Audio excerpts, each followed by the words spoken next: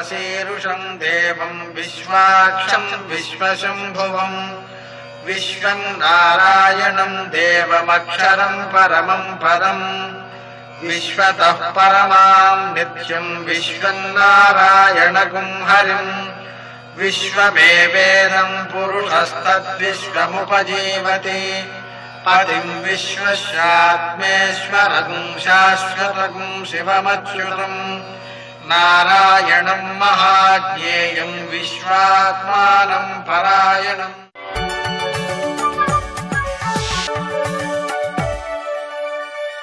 सूर्यशौर्यमथेन्दुरिन्द्रपदवी सन्मङ्गलं मङ्गलम्। మర్కటేశ మహోత్సాహ సర్వశోక వినాశన శత్రువును సంహర మాం రక్ష శ్రీయందాపయమే ప్రభు. నేటి కాలమాన విశేషాలను గమనిద్దాం. స్వస్తి శ్రీ చంద్రమాన దుర్ముఖనామ సంవత్సరం దక్షిణాయనం శరదృతువు ఆశ్వేజమాసం కృష్ణపక్షం మంగళవారం. సూర్యోదయం 6 గంటల 15 నిమిషాలకు, సూర్యాస్తమయం 5 గంటల 44 నిమిషాలకు. తిథి దశమి మధ్యాహ్నం 1 గంట 16 నిమిషాల వరకు. నక్షత్రం మఘరాత్రి 11 గంటల 4 నిమిషాల వరకు. వర్జం ఉదయం 10 గంటల 19 నిమిషాల నుంచి 12 గంటల 1 నిమిషం వరకు. దుర్ముహూర్తం ఉదయం 8 గంటల 33 నిమిషాల నుంచి 9 గంటల 19 నిమిషాల వరకు. మరల రాత్రి 10 గంటల 45 నిమిషాల నుంచి 11 గంటల 35 నిమిషాల వరకు. అమృతకాలం రాత్రి 8 గంటల 31 నిమిషాల నుంచి 10 గంటల 13 నిమిషాల వరకు. రాహుకాలం మంగళవారం కాబట్టి మధ్యాహ్నం 3 నుంచి 4:30 వరకు. అష్టకవర్గరీత్యా శుభప్రదమైన సమయం సాయంత్రం 4:45కి. నేటి విశేషం మంగళవారం, కృష్ణపక్ష దశమి. మంగళవార ప్రయుక్తంగా విజయం కావలసిన వాడు ఆంజనేయుణ్ణి, అప్పులు తీరడం కోసం గణపతిని, అంగారకుణ్ణి, అలాగే నరసింహస్వామిని, వారికి సంబంధించినటువంటి రుణమోచక స్తోత్రాలు చదువుకోవడం, శ్రీ గణేశ రుణంఛింది అనేటువంటి మంత్రాలను చేసుకోవడం, వీటి వల్ల ఉత్తమ ఫలితాలు పొందుతుంటారు. ముఖ్యంగా మంగళవారానికి జయవారం అని పేరు. ఆపరేషన్లు, కోర్టు కేసులు మొదలైనటువంటి వాటిలో మంగళవారం నిషిద్ధమైంది కాదు. కానీ అక్కడ విజయం సిద్ధించడం కోసం గణపతిని మరియు ఆంజనేయ స్వామిని పూజించుకోవడం ద్వారా ఉత్తమ సత్ఫలితాలు పొందగలుగుతుంటారు. హనుమాన్ చాలీసా పారాయణ చేసుకోవచ్చు, ఆ ఆంజనేయ స్వామికి ఆకుపూజ చేయవచ్చు, అప్పాలు నివేదన చేయవచ్చు, అదేవిధంగా వడమాల సమర్పించవచ్చు, ప్రదక్షిణాలు చేయవచ్చు. ఇవన్నీ కూడా చాలా సత్ఫలితాలను అందజేస్తాయి. ముఖ్యంగా ఆంజనేయునికి అసాధ్య సాధకుడు అనే పేరు ఉంది కాబట్టి అసాధ్య సాధక స్వామిన్ అసాధ్యంతవ కిం వద. అసాధ్యాలను సాధించేటువంటి స్వామి, నీకు అసాధ్యమే ఉందయ్యా. అందుకని రామదూత దయా సింధో, దయగలవాడు కాబట్టి, శ్రీరామచంద్రునికి దూతవు కాబట్టి, మత్కార్యం సాధయ ప్రభో, నా కార్యాన్ని నువ్వు సాధించి పెట్టు నాయనా అనే ఆ అర్థంతో ఉండేటువంటి ఈ మంత్రాలను జపించుకోవడం ద్వారా అసాధ్య కార్యాలు కూడా సాధించబడుతుంటాయి. నేటి ఆణిముత్యాలు.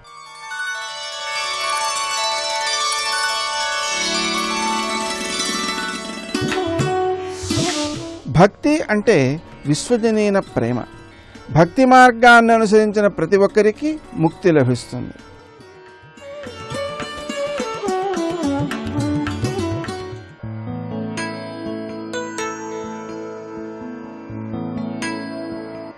రేపు ఎలా అనే ఆలోచన అనవసరం. ఎందుకంటే రేపటి రోజు నువ్వు ఉంటావో లేదో తెలియదు కనుక.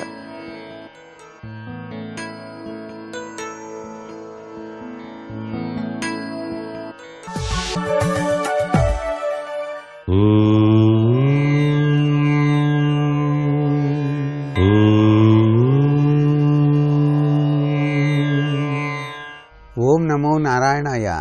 ఓం నమః శివాయ. శ్రీమాత్రే నమః. ఈరోజు ఆశ్వీజ బహుళ దశమి. దాన ధర్మాల యొక్క ప్రభావం ఎక్కువగా ఉంది ఈరోజు. ఎవరైతే ఈరోజు దానం చేస్తారో అంటే తమకు తోచిన చందాన దానం చేయాలి. అలా దానం గనక చేసినట్లయితే అమ్మవారి యొక్క సంపూర్ణ అనుగ్రహం సంపాదించుకోవడానికి ఆస్కారం ఉంటుంది. లక్ష్మీదేవి అలా బ్రహ్మ సృష్టించేటప్పుడు మానవుణ్ణి అలా చూస్తుందట. పూర్వజన్మలో చేసినటువంటి దాన ఫలితం వలన ఇతడు ఈ జన్మలో గొప్ప ఉన్నతమైనటువంటి ఐశ్వర్యకారకుడు అవుతాడట. ఇది శాస్త్రంలో చెప్పినటువంటి విశేషాంశం. అందుచేత అమ్మవారి యొక్క పరిపూర్ణమైన అనుగ్రహాన్ని సాధించుకోవడానికి మనం ఈ యొక్క ఆశ్వయుజ బహుళ దశమి నాడు తోచిన చందాన దానం చేయటం వలన అష్టైశ్వర్య సిద్ధిని అనుభవించడానికి ఆస్కారం ఉంటుంది మరొక జన్మలోనైనా సరే అని.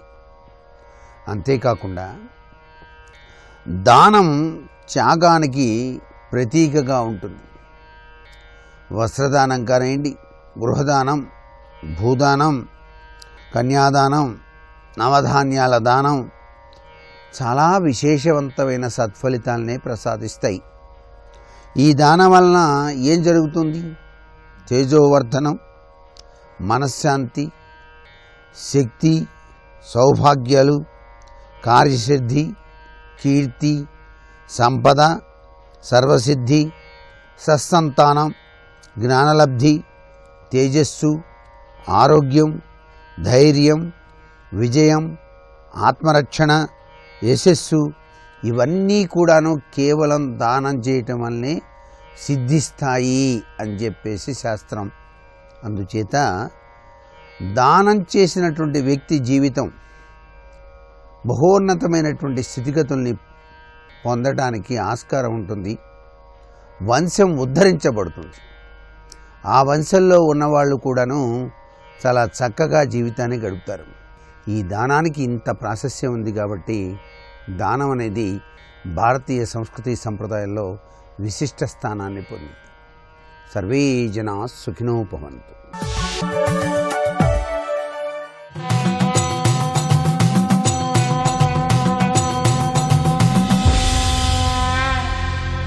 శతక సాహితీ సరస్వతికి నమస్కారం. మృత గురుపుత్రుని బ్రతికించుటే సాక్షి, ప్రాణార్థులై మిమ్ము పలుకువారికి. అల కుచేలున్నకెల్ల కలుములిచ్చుటే సాక్షి, సౌఖ్యార్థులై మిమ్ము చదువువారికి. అర్జున సారథ్యమరజేయుటే సాక్షి, విజయార్థులై మిమ్ము వేడువారికి. ఓలి ఉత్తర గర్భమెలమి బ్రోచుటే సాక్షి, పుత్రార్థులై మిమ్ము పొగడువారికి. అన్ని కోర్కెలు గల్గు నిన్ సన్నుతింప, భావజ విలాస హంసలదీ వివాస. లలిత కృష్ణాబ్ధి సంగమస్థల విహార, పరమ కరుణాస్వభావ గోపాలదేవా. ఓ హంసలదేవి వేణుగోపాల, మృత గురుపుత్రుని బ్రతికించుటే సాక్షి, ప్రాణార్థులై మిమ్ము పొగడువారికి. నువ్వు ప్రాణం మీదకి వచ్చినటువంటి ఆపదలన్నిటినీ కూడా తొలగించి వేయగలవు, మహిమాన్వితుడవు. ఎవరికైనా సరే నిన్ను శరణు వేడినట్లయితే ప్రాణాపాయం తప్పిపోతుంది. ప్రాణాపాయ పరిస్థితులలో ఒక్కసారి నిన్ను స్మరిస్తే చాలు, నువ్వు వచ్చి రక్షిస్తావు అనటానికి నిదర్శనం మృత గురుపుత్రుని బ్రతికించుటే సాక్షి. చనిపోయిన నీ గురువుగారి కుమారుడు సాందీప మహర్షి యొక్క కుమారుడు చనిపోతే ఆ చనిపోయిన గురుపుత్రుణ్ణి బ్రతికించటం కోసం యమలోకానికి వెళ్ళి నువ్వు యముణ్ణే మెప్పించి ఒప్పించి మళ్ళీ ఆ గురుపుత్రుని ప్రాణాలను తీసుకొని వచ్చిన వాడవు కనుక ప్రాణాపాయాలను తొలగిస్తావు అనటానికి మాకు ఇది నిదర్శనం. అలా కుచేలున్నకెల్ల కలుములిచ్చుటే సాక్షి, సౌఖ్యార్థులై మిమ్ము చదువువారికి. సుఖశాంతులు కావాలి, దరిద్రం తొలగిపోవాలి అని ఎవరైనా సరే దరిద్ర బాధలు పడుతూ నిన్ను ఆరాధించినట్లయితే, నీ స్తోత్రాలు చేసినట్లయితే తప్పకుండా వారిని అనుగ్రహిస్తావు. వారి ఆర్తిని గమనించి వచ్చి ఆదుకుంటావు అనటానికి ఒకే ఒక్క నిదర్శనం ప్రబలంగా కనిపిస్తున్నది. ఏమిటంటే అల కుచేలునకెల్ల కలుములిచ్చుటే సాక్షి. నీ బాల్యమిత్రుడైన కుచేలునికి సకల సంపదలను అనుగ్రహించావు కనుక నిన్ను హృదయంలో నిలుపుకున్నట్లయితే ఎవరికైనా దారిద్ర్య బాధలను తొలగిస్తావనటానికి మాకు నిదర్శనం కనిపిస్తున్నదయ్యా. అర్జున సారథ్యమరజేయుటే సాక్షి విజయార్థులై మిమ్ము వేడువారికి. ఆ అర్జునికి దగ్గర ఉండి అర్జునుని రథం నువ్వు నడుపుతూ ఎన్నెన్నో ఉపాయాలను తెలియజేస్తూ ఆ కురుక్షేత్ర సంగ్రామంలో అర్జునునికి విజయాన్ని కట్టబెట్టి విజయుడు అనేటువంటి నామధేయం వచ్చేలాగా చేశావు కనుక విజయార్థులైనటువంటి వారు నిన్ను ఆరాధించినట్లయితే తప్పకుండా వారికి సకల విజయాలు కలుగుతాయి అని మాకు నమ్మకం కలుగుతున్నదయ్యా. ఓలి ఉత్తర గర్భమెలమి బ్రోచుటే సాక్షి పుత్రార్థులై మిమ్ము పొగడు వారికి. యా పుత్ర సంతతి కావాలి అని ఎవరైనా నిన్ను ఆరాధించినట్లయితే తప్పకుండా వారికి సుపుత్ర ప్రాప్తిని కలిగిస్తావు. అలాగే వారికి ఏ ఆపద రాకుండా కూడా చూసుకుంటావు. అది గర్భస్థ శిశువుగా ఉన్నప్పటి నుండి కూడా నువ్వే వారిని రక్షిస్తావు అనటానికి ఉత్తర గర్భాన్ని నువ్వు రక్షించిన విధానం చూస్తే మాకు బాగా విశ్వాసం బలపడుతున్నది. అన్ని కోర్కెలు గల్గు నిన్ సన్నుతింప. మానవులకి ఏ విధమైనటువంటి ఇబ్బందులు ఉండి వాటిని తొలగిపోవాలని వారు నిన్ను కోరుకున్నా సరే అన్నీ కూడా సిద్ధిస్తాయ్యా నిన్ను ఆరాధించినట్లయితే అంటూ అత్యంత భక్తి విశ్వాసములతో వేణుగోపాల స్వామిని హృదయంలో నిలుపుకుని అద్భుతమైన పద్యరచన చేసి గొప్ప శతకాన్ని మనకు అందించిన వ్యంగ్యోక్తి సార్వభౌముడు శ్రీ కాసుల పురుషోత్తమ కవి రచించిన హంసలదేవి వేణుగోపాల శతకంలోని మరి ఒక పద్యం గురించి రేపు ఉదయం తెలుసుకుందాం. ఓం శ్రీ వేణుగోపాల స్వామినే నమః. శివ శివ శివ అనవో మనసా శ్రీ శివనామమే జగద్రక్ష. శివ శివ శివ అనవో మనసా శ్రీ శివనామమే జగద్రక్ష. అమ్మవార్లు ఎక్కడున్నా కూడా అమ్మ లక్షణాలతో ఉంటారు, అయ్యవారు ఎక్కడున్నా కూడా అయ్య లక్షణాలతో ఉంటాడు. అందుకని జగతప్పితరవు వందే పార్వతీ పరమేశ్వరవు. వాళ్ళ లక్షణాలే మన తల్లిదండ్రులు ఎందున్నాయి. అసలు మొదట ఈ లక్షణాలన్నీ ఎవరి దగ్గర ఉన్నాయి? ఆది కుటుంబినే వాళ్ళిద్దరి దగ్గర ఉన్నాయి. అందుకే అమ్మ ఏం చేస్తుందంటే మహాప్రళయంలో కూడా తను చేయదు ప్రళయం. అమ్మ చేయలేదు మహాప్రళయాన్ని. పరమశివుడికి అప్పచెప్పి మహాప్రళయతాండవ సాక్షిణి ఆవిడ చూస్తూ నించుంటుందంతే. లోకాలన్నీ లయమైపోతూ ఉంటాయి. అది అమ్మ యొక్క ప్రేమ. లోకం గాడి తప్పిపోయిందనుకోండి, శివుడికి అప్పచెప్పేస్తుంది, రుద్రుణ్ణి చేసి వదిలేస్తుంది. దక్షయజ్ఞంలో తప్పు చేస్తే వీరభద్రుణ్ణి సృష్టించి శిక్షించేట్టు చేసింది.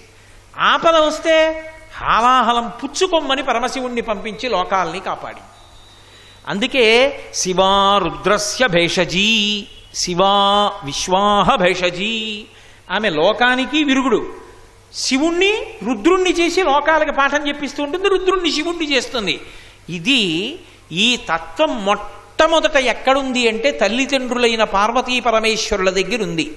ఆ లక్షణమే లోకంలో ఏ తల్లిదండ్రుల దగ్గరైనా ఉంటుంది. ఏ తల్లిదండ్రుల్ని చూడండి, ఇదే లక్షణం, పార్వతీ పరమేశ్వర లక్షణమే ఉంటుంది.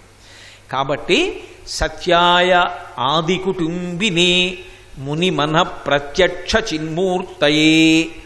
ఆయన అబ్బో శంకర భగవత్పాదులు ఎటువంటి మాటలు వాడతారో.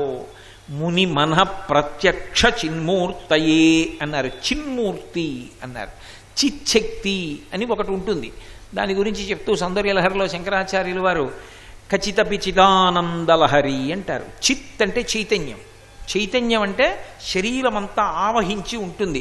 ఆ ప్రకాశించేటటువంటి శక్తి ప్రాణశక్తి, అదే ఆత్మ. ఆ చైతన్య శక్తి ఏది ఉందో ఆ చైతన్య శక్తి ఒక రూపాన్ని పొంది పరమశివుడిగా ఎవరి గుండెల్లో వాళ్ళకి సాక్షాత్కరిస్తాడు. ఎవరికి? మునిమనః, మునుల యొక్క మనస్సులో. మునులంటే, ముని అంటే గడ్డం పెట్టుతున్నవాడు అని అర్థం కాదు. ముని అంటే మౌనమునందుండి తపస్సు ఎందున్నవాడు అని. ఆయన మాట్లాడడం. ఎందుకు మాట్లాడడం అంటే మాట్లాడితే ఆయన ఇబ్బంది వస్తుందనే కాదు. ఎందుకు మాట్లాడాడంటే మాట ఆయన అనుభవిస్తున్న స్థితికి భంగం. ఇది మీరు బాగా పట్టుకోవాలి నేను చెప్పే మాట. అసలు ఆత్మని అనుభవించుట అన్నది ఎక్కడ ఉందంటే మౌనంలో ఉంటుంది. అందరికీ తెలిసేది ఏది అంటే కళ్ళు ఎటు చూస్తున్నాయో అటు వెళ్ళగలడు. కళ్ళు ఎప్పుడు ముందుకు చూస్తాయి, బయటికి చూస్తాయి కాబట్టి బయట తిరుగుతూ ఉంటాడు. లోపలికి వెళ్ళాలంటే ధ్యానం చేసి అంతర్ముఖ ప్రయాణం చెయ్యాలంటే పైనేత్రములు మూతలు పడిపోవాలి.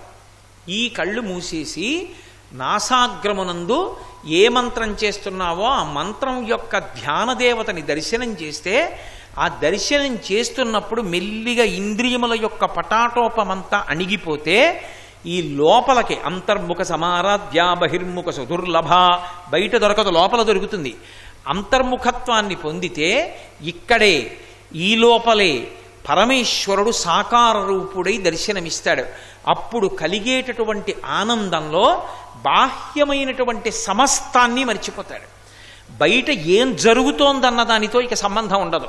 ఆ ఆనంద ధారయందు మగ్నమైపోయి అలా ఉండిపోతాడు. మళ్ళీ ఎప్పుడు బహిర్ముఖుడవుతాడు చెప్పడం కష్టం. ఇది నోటితో చెప్పడం అంత బాగా అర్థం అవడానికి అవకాశం అవుతుందా అంటే కష్టం. మీకు నేను ఒక ఉదాహరణ చెప్తే పట్టుకోగలుగుతారు. సదాశివ బ్రహ్మేంద్రుల వారిని మహానుభావుడైన ఆ సదాశివ బ్రహ్మేంద్ర స్వామి వారు ఆ పరమశివేంద్ర స్వాముల వారిని కంచికామకోటి పీఠాధిపత్యం వహించారు. వారి దగ్గర శిష్యరికం చేస్తుండేవారు. అపారమైనటువంటి విద్వాంసుడు. అంతా ఇంత పాండిత్యం కాదైంది. పీఠానికి వచ్చినటువంటి పండితులందరితోటి వాదించి వాళ్ళని ఓడిపోయేటట్టు చేస్తుండేవారు. ఒకప్పుడు పీఠంలో ఉన్నటువంటి పండితులందరూ వెళ్ళి స్వామివారితో చెప్పారు, ఏమండి ఈ సదాశివుడు అసలు నోరు ముయ్యడా? వచ్చిన వాళ్ళందరినీ ఓడిస్తాడు, వాళ్ళు తలదించుకునేటట్టు చేస్తాడు. ఇతను ఎప్పుడూ మాట్లాడకుండా అంతర్ముఖత్వంతో పరమేశ్వర దర్శనానికి ప్రయత్నం చేయడం, తపస్సు చేయడం ఉండదా? ఎప్పుడు ఇలా మాట్లాడుతుండడమేనా అన్నారు. గురువుగారు కూర్చున్నారు. వచ్చాడు సదాశివుడు. రాగానే ఆయన అన్నారు, నువ్వు మాట్లాడడం ఆగదా అని అడిగారు. అంతే. గురువుగారు మీరు మాట్లాడడం ఆగదా అని అడిగారు. ఇక నా జీవితంలో నేను మాట్లాడను అన్నారు. అని ఆయన కూర్చొని అంతర్ముఖత్వాన్ని పొందేవారు. తనలో తానే లోపలికి వెళ్ళి ఇక్కడే పరమశివ దర్శనాన్ని పొంది దానిలో తాదాత్మ్యత పొందుతుండేవారు. ఎంతటి స్థితికి వెళ్ళిపోయారంటే ఒకప్పుడు కావేరీ నది మధ్యలో ఉన్నటువంటి ఇసుక తిన్నె మీద కూర్చుని ధ్యానం చేసుకుంటున్నారు. లోపల శివసాక్షాత్కారమై ఆ పరమశివ చైతన్యంతో అందుకొకదు శివానందలహరి అయింది. ఇక్కడ ఉన్నటువంటి శివాన్ని అనుభవిస్తూ బాహ్యస్పర్శ లేకుండా ఆయన పరమానందంలో ఉన్నారు. ఉండగా కావేరీ నదికి వరదలు వచ్చాయి. పెద్ద పెద్ద కేకలేశారు, అయ్యా వరదొచ్చేస్తోంది, లేవయా, లే లే లే అని. ఆయనకేం వినపడలేదు. వినపడలేదంటే దాని అర్థం అంతర్ముఖత్వంలో ఉన్నారు. ఆ నదీ ప్రవాహం ఆయన మించి వెళ్ళిపోయింది. కొట్టుకుపోయారా పాపం, ఎవరో బ్రాహ్మణుడు కూర్చున్నాడు అనుకున్నారు. చాలా కాలం అయిపోయింది. వరదలు తగ్గిపోయిన తర్వాత ఒక వ్యక్తి ఇసుక తోడి బండిలో వేసి అమ్ముకుందామని ఇసుక బండి తీసుకుని ఆ కావేరీ నది ఒడ్డుకొచ్చాడు. వచ్చి పారతో ఇసుక తవ్వుకుంటున్నాడు. పార కంగుమని చప్పుడు వచ్చి పారంతా నెత్తురంటుకుంది. అయ్యో ఎవరో ఉన్నారా ఏమీ, నెత్తురంటుకుందని పార పక్కన పడేసి చేత్తో ఇసుక తీసి చూశాడు. నదీ ప్రవాహం వచ్చినప్పుడు నది పైనుంచి వెళ్ళిపోతున్నప్పుడు లోపల కూర్చుని ఉండిపోయినటువంటి సదాశివ బ్రహ్మేంద్రుడు తరువాత తన మీద ఇసుక మేట వేసిన అదే స్వరూపంతో అలాగే ఆనందం అనుభవిస్తూ ఉండిపోయారు. అలా ఎలా ఉండగలరండి అని మనకు అనుమానం వస్తుంది. ఆ స్థితికి వెళ్ళిన వాళ్ళు ఒక్కొక్క చక్రాన్ని దాటుతున్నప్పుడు ఒక్కొక్క భూతాన్ని భేదించేస్తారు. మూలాధారాన్ని దాటడం వచ్చేసింది అనుకోండి, ఇక పృథివీ వాళ్ళని అడ్డదు. అందుకే శంకరాచార్యుల వారు పైకప్పులోంచి కిందకి దిగారు మండనమిశ్వరుడి దగ్గర. మూలాధారం దాటితే ఇక పృథివిని భేదించుకుని పెడతారు. అలా ఆ తపశ్శక్తి ఉన్న వాళ్ళు ఆ స్థితిని పొందిన కారణం చేత వాళ్ళ ప్రాణములు నిలబడతాయి. పృథివీ వాళ్ళు కప్పినంత మాత్రాన ప్రాణం పోదు. ఆయన అలా ఉండిపోయారు. అప్పుడు బహిర్ముఖులయ్యారు. ఆ నీళ్లు తీసుకొచ్చి కొట్టి అరిస్తే బహిర్ముఖులై వెళ్ళిపోయారు మహానుభావుడు. సదాశివ బ్రహ్మేంద్రుల వారు తనలో తానే రమించలేదా? యథార్థమునకు ఆనందధార అన్నది ఎక్కడుంటుంది అంటే బయటికి చూసినంతసేపు ఆ ధార ఉండదు. అందరూ వస్తారు బయట ఉంటేనని రమణ మహర్షి ఆ పాతాళలింగం దగ్గరికి వెళ్ళి దాని వెనక కూర్చుని మొదలుపెట్టారు తపస్సు. అంతర్ముఖత్వాన్ని పొంది అలాగే ఉండిపోయారు. లోపల ఆనందధార, పరమ సంతోషంతో ఉన్నారు. తొడల కింద తేళ్ళు జెర్రిలు చేరిపోయి కొరికేస్తే తొడలకున్నటువంటి చర్మం మాంసం ముక్కలుగా ఊడిపోయి నెత్తురు కారిపోయి అట్టలు కట్టేసింది. ఆయనకి ఏమీ తెలియదు, అలాగే కూర్చున్నారు. మళ్ళీ అంతటి శక్తి కలిగిన వాడు శేషాద్రి స్వామి. ఎక్కడో ఉండి ఆయన కనిపెట్టారు. పాతాళలింగం వెనక ఒక బ్రాహ్మణ స్వామి కూర్చున్నాడు, ధ్యానంలో ఉన్నాడు. తొడలని తేళ్ళు జెర్రులు కొరికేశాయి, రక్తం కారిపోయింది, వెళ్ళి తీసుకురండి అని చెప్పారు. గబగబా వెళ్ళి చీకట్లో దీపాలు పెట్టి చూశారు. లింగం వెనక ముళ్లలో కూర్చుని ఉన్నారు. దగ్గరికి వెళ్ళి ముళ్ళు తీసి తొడల కింద చేతులేసి పైకెత్తినా సరే రమణ మహర్షికి బాహ్యస్మృతి లేదు, అలాగే ఉన్నారు. బయటికి తీసుకొచ్చి ఇప్ప చెట్టు కింద కూర్చోబెట్టారు. అది శంకరాచార్యుల వారి యొక్క ప్రతిపాదన. ఆ స్థితికి వెళ్ళడం అద్భుతం, దానికి సాధన. అందుకొరకు సాధన ప్రారంభం కావాలి. ఆ ప్రారంభమైన సాధన చిట్ట చివరికి ఏ స్థితికి వెళ్ళిపోతుంది అంటే ఇక బాహ్యముతో ఏ సంబంధం లేకుండా అంతర్ముఖత్వంతో ధ్యానమునందు విడిచిపెట్టేస్తారు. ఆఖరికి శరీరం విడిచిపెట్టేసేటప్పుడు కూడా అంతే ఆనందంతో అటువంటి స్థితిలో విడిచిపెడతారు. అటువంటి స్థితికి వెళ్ళగలిగినటువంటి మహాపురుషులు ఉన్నారు. వారు మునులు అంటే తపస్సు చేసేటటువంటి వారు. మౌనంగా ఉంటారు. తపస్సు అంటే తపించడం. ఆ భగవద్ దర్శనం కోసం తపిస్తూ ఏకాగ్ర దృష్టితో జపం చేస్తూ ఉంటారు. ఆ దృష్టిని అలా నిలబెడతారు. అలా నిలబెట్టగలిగినటువంటి మునులు ఎవరున్నారో అటువంటి వాళ్ళ యొక్క మనసులలో దర్శనమిచ్చేటటువంటి వాడు వాళ్ళ మనసులలో నాట్యం చేస్తూ ఉంటాడు. సర్వం శ్రీ ఉమామహేశ్వర పరబ్రహ్మార్పణమస్తు. స్వస్తి.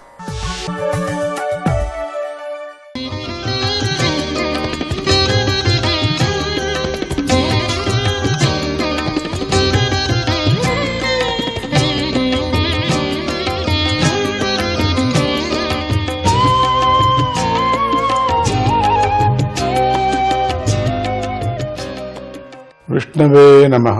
దిక్కులను జయించి యజ్ఞాలను ఆచరించిన గొప్ప గొప్ప రాజర్షులే ఈ భూమి నాది అని నిత్యము పగతో రగిలిపోతూ యుద్ధం చేసుకొని నేల రాలిపోతున్నారు. తప్పితే భగవంతుడైన ఆ శ్రీహరిని పొందలేకపోతున్నారు. భూమి కోసమే కొట్లాడుకునేవారు చివరికి ఆ భూమినే విడిచిపెట్టి పరలోకానికి వెళ్ళిపోతున్నారు. ఆపద లేదా నరలోకాన్ని పొందిన జీవుడు మాత్రం, అంటే నరకలోకాన్ని పొందిన జీవుడు మాత్రం ప్రారబ్ధ కర్మ అనే తీగను పట్టుకొని విరేలాడుతున్నాడు. ఎంతో కష్టం మీద ఆ ఆపద నుండి లేదా నరకం నుండి బయటపడుతున్నాడు. మళ్ళీ మనుష్యలోకంలోని జీవుల గుంపును చేరుకొని మళ్లీ సంసారానికి కారణమైన కర్మలను ఆచరిస్తూ జీవన యాత్ర సాగిస్తున్నాడు. పుణ్యంతో స్వర్గాన్ని పొందిన జీవుడు కూడా తాను సంపాదించుకున్న పుణ్యం క్షీణించగానే మళ్లీ మనుష్యలోకంలో జన్మిస్తున్నాడు. జీవుల గుంపులోకి చేరుకున్నాడు. మళ్ళీ ఇదే చక్రం, కాలచక్రం తిరుగుతూ అక్కడ మనం బావిలో ఒక తీగను పట్టుకొని వేలాడుతున్నాడు అని పైన ఏనుగుంది, శత్రువులు అనే నరకలోకం అనే అటువంటిది దానికి పోలుస్తున్నారు దీన్ని. ఇదే సంసారం అంటే, ఇదే సంసార బంధం అంటే. పెద్దలు భరతుడి మహిమను తెలిపే ఈ శ్లోకాలను ఇలా గానం చేస్తూ ఉంటారు. ఆర్షభస్యేగ రాజర్షేః మనసాపి మహాత్మనః నాను వర్త్మార్హతి నృపో మక్షికేవ గరుత్మతః. ఋషభుని పుత్రుడు రాజర్షి మహాత్ముడు అయినటువంటి భరతుడు నడిచిన మార్గంలో నడవటం ఇతరుల రాజుల ఊహకు కూడా అందని విషయం కదా. గరుత్మంతుడి దారిలో ఈగ ప్రయాణించలేనట్లుగా భరతుడి దారిలో ఇతరులు ప్రయాణించలేరు. భరతుడు యువకుడిగా ఉన్నప్పుడే పవిత్ర కీర్తిగల శ్రీహరిని పొందాలని తహతహలాడుతూ మనస్సును వశం చేసుకునే భార్యను, కుమారులను, స్నేహితులను, రాజ్యాన్ని మాలిన్యం లాగా విడిచిపెట్టేశాడు పూర్తిగా. ఆయన ఎప్పుడూ కూడా భూమిని, కుమారులను, బంధువులను, ధనాన్ని, భార్యను ఆశించలేదే లేదు. వీరిని విడిచిపెట్టడం ఎంతో కష్టమైన పని. అలాంటి ఆయన ఆ పని చేశాడు.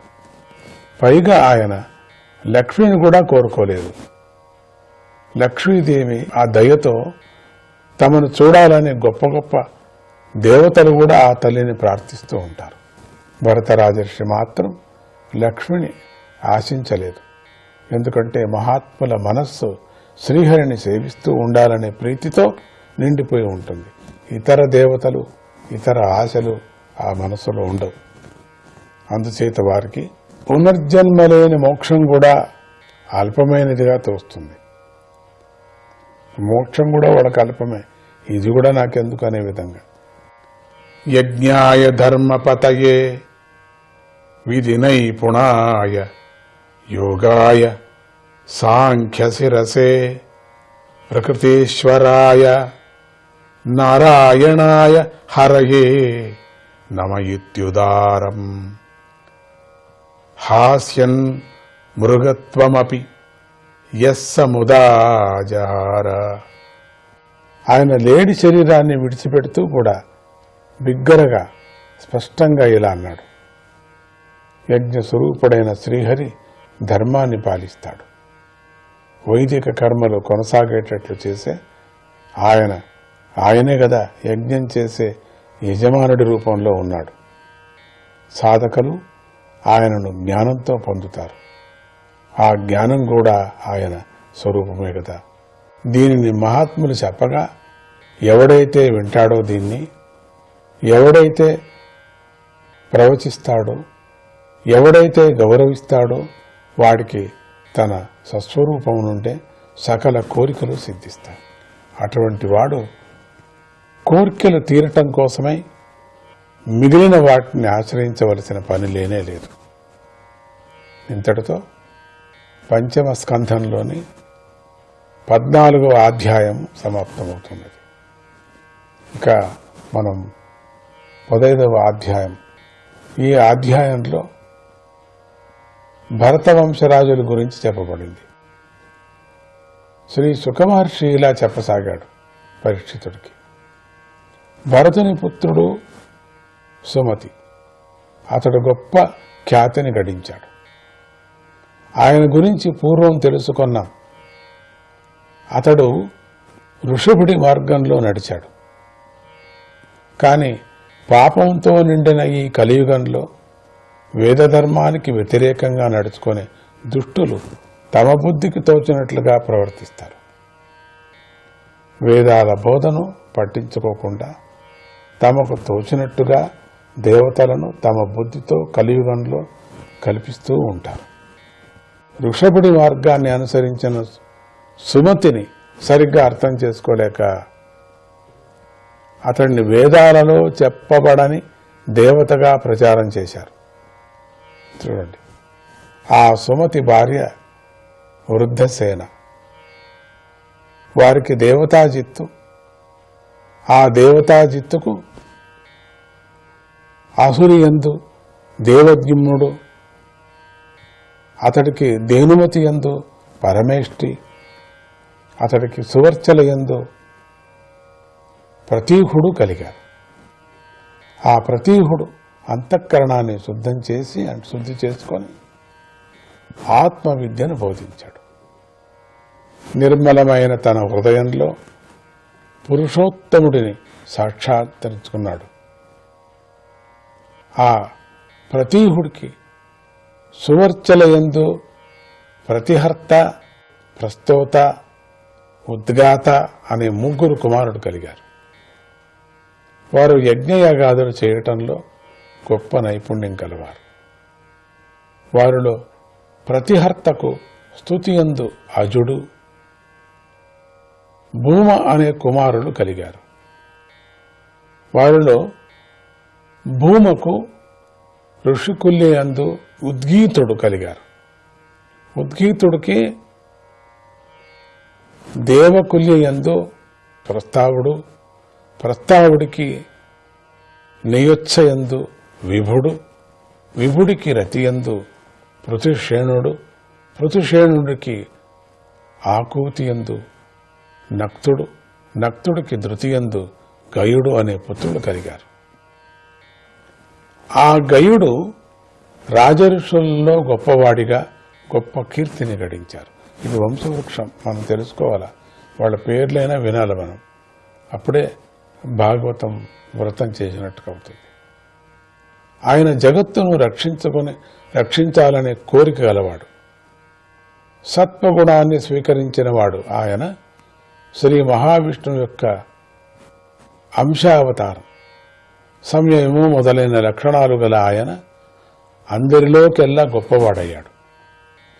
ప్రజలను పాలించి పోషించటం, వారికి ప్రీతి కలిగించటం, వారిని ప్రేమతో లాలించటం, వారిని అదుపు ఆజ్ఞలో ఉంచటం, యజ్ఞాలు చేయటం అనేవి రాజు యొక్క ధర్మాలు. త్రివిక్రమాయ నమః.